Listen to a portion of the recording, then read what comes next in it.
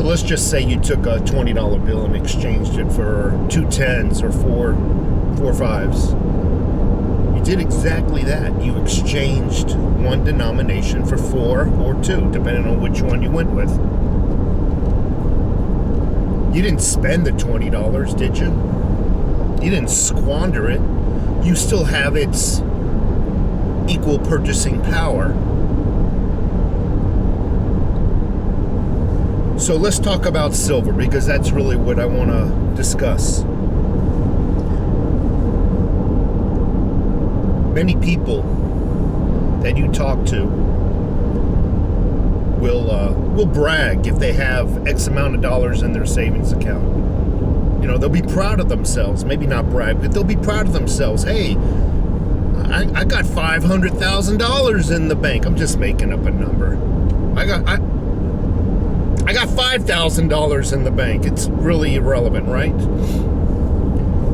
But if somebody went up to them and says, well, I have 0 in the bank, but I have the same amount of money in silver coins in my safe.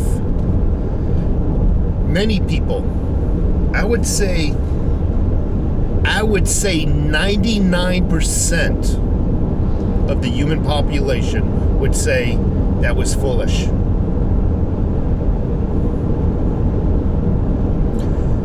You squandered that money on a coin collection. You squandered that money on a hobby, because that's how they're programmed to think. They've been conditioned and have not been educated to what gold and silver is, because this also pertains to gold, what real money used to be, and it still is.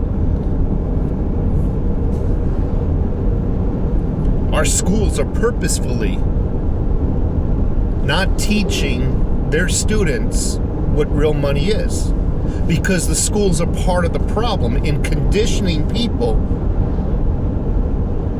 to get into debt. And now debt has become the monetary system.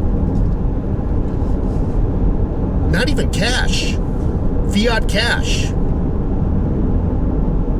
We all know that as to be fake money, but it is the monetary system.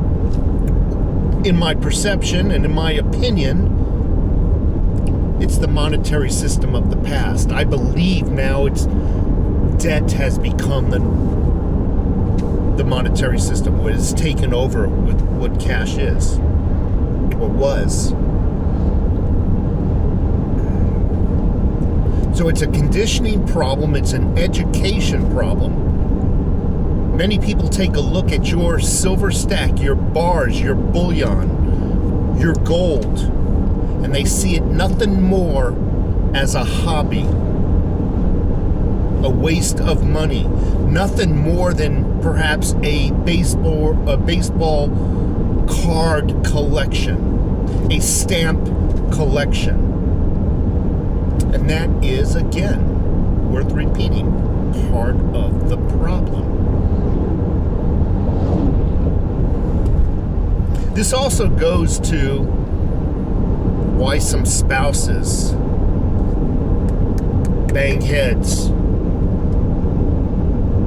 when their significant other buys silver and gold. Because if they're not on the same page, they see their husbands or their wives as blowing the income that is coming into their household on something ridiculous. And until that significant other gets educated, you're going to constantly have those fights. You're going to constantly have those arguments. And sometimes education isn't even enough anymore, because you have to overcome the conditioning, right? You can condition somebody for many, many years through grade school, then high school, then college, of what real money is. And then one day, somebody comes up to them, sits down with them for a measly hour and educates them that gold and silver is money. You're not going to overcome that 30 years worth of conditioning. It is a battle, and it will always be a battle until society itself reverts back to what it was and starts to truly educate its children and not condition them and not program them. Take care.